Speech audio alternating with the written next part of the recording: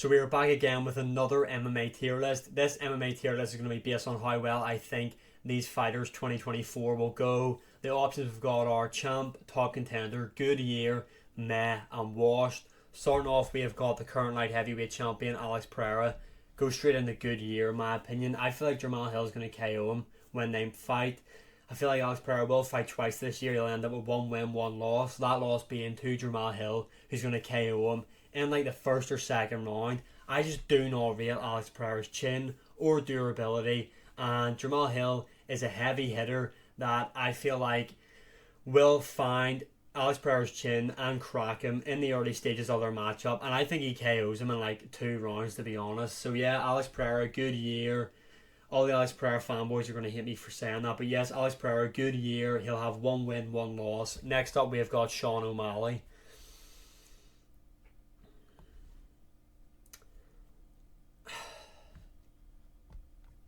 I feel like he's only probably going to fight once this year. I don't feel like he's going to be active. I feel like he's going to fight Cheeto Vera, and that's probably going to be it for him, to be honest. I can't see him being very active at all, to be honest, in my opinion. I feel like he is going to, like I said, fight Cheeto and then get injured or something along those lines and won't fight again. I have made a prediction. I do think Corey Sandhagen will be bantamweight champion by the end of the year. I don't know. I just feel like O'Malley's going to fight once this year, and that's obviously, he's going to beat Cheeto Vera. Everybody knows that. And he's still going to be champ.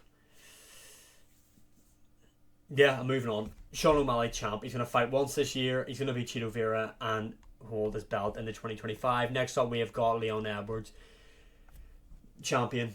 No one at welterweight's going to beat this guy. Not Bilal Muhammad, not Shavkat Rakhmonov. There is nobody, and I repeat, nobody in the welterweight division that is going to beat this guy. The only guy I can see beating him and giving him a really tough matchup, I feel like Shavkat will give him a decent enough matchup, and I feel like Bilal Muhammad will as well. That's a bit unfair to say on those guys, but I feel like the person that I see really testing Leon Edwards is this man right here, and that is Islam Makhachev. He will go at the top of champion. No one at lightweight's beating this guy. Not Gaethje, not Oliveira, not Arman, not Michael Chandler, maybe Conor McGregor, but outside of that, nobody is beating Islam Makhachev. This guy is without a doubt the greatest lightweight currently, and is the greatest mixed martial artist currently in the entire game. And I feel like he's going to get 2 title defenses at lightweight this year. He's going to fight Justin Gaethje at some stage, and he's going to face the winner of Arman versus Oliveira, which is going to be Oliveira, and then he'll move up and maybe fight Leon Edwards in 2025. But yes, this guy's going to keep his belt. Next up, this is 4 champions on the bounce here.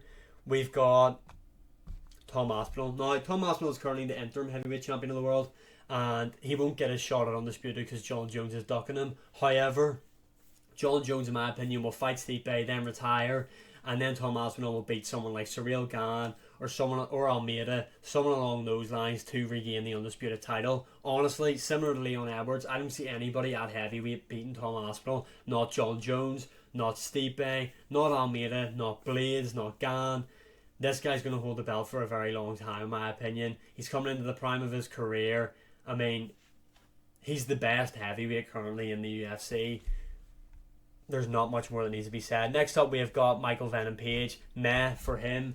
I feel like I favour Kevin Holland to beat him, although it depends what Kevin Holland shows up. If he's going to piss about like he done against Stephen Thompson, then I can see Michael Venom Page beating him, to be honest. But like I've said before, I just don't think his style is going to work in the UFC against these top level guys.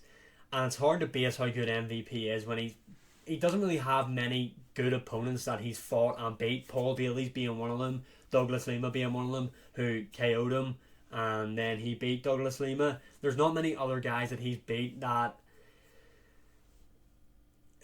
really make me think he's going to make a dent in the UFC's welterweight division. So meh for him. I feel like he's going to lose to Kevin Holland, fight Wonderboy and lose to him.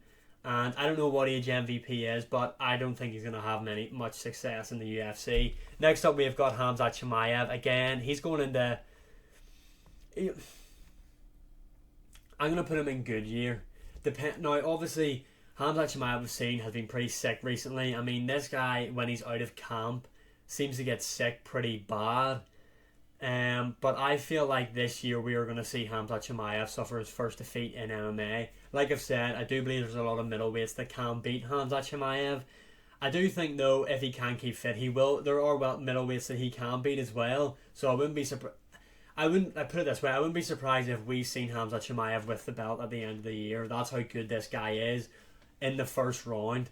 But outside of that, I feel like a lot of these other guys can beat him. I feel like he will go like Alex Pereira 1-1 this year. This will be the first year we see this will be the first time in his career Hamzat Chimaev gets beat in his MMA career. Next up, we have got the Mac, the notorious one, Conor McGregor.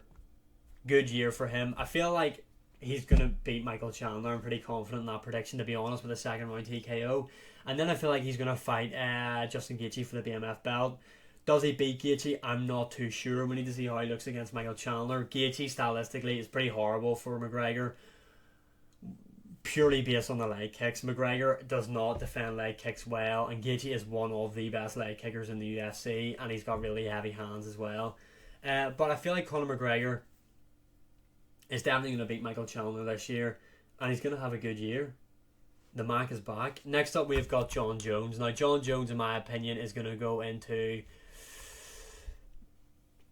washed, because he's going to beat Stipe Miocic and retire, because he's ducking Tom Aspinall.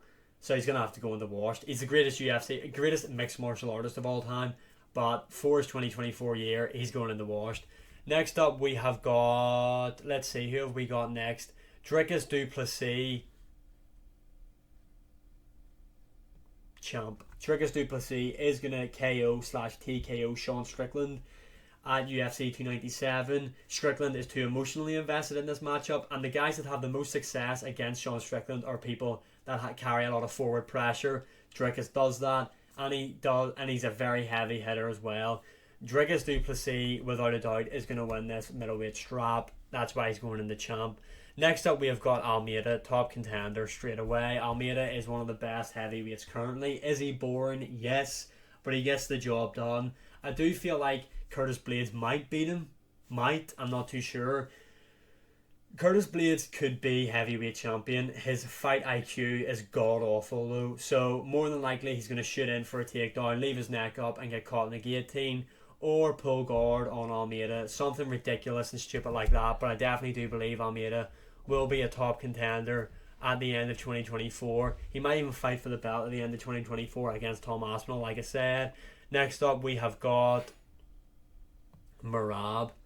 Merab goes into top contender. Merab is going to beat Henry Cejudo, and in my opinion, he will not get his shot at the bantamweight championship because the UFC hate him. So they're going to have him fight Henry Cejudo, and they're going to give the title shot to Corey Sanhagen, in my opinion, and that will leave Merab having to fight someone else. And finally, the last one we're going to talk about today, well, we'll do two more. We have got Ian Gary. Ian Gary is also going to be in top contender, in my opinion. This guy's going to beat Jeff Neal, and at that point he already is a top contender because he's such a big name. The UFC are really going to look to push this guy forward into the title picture, so that is why he goes there.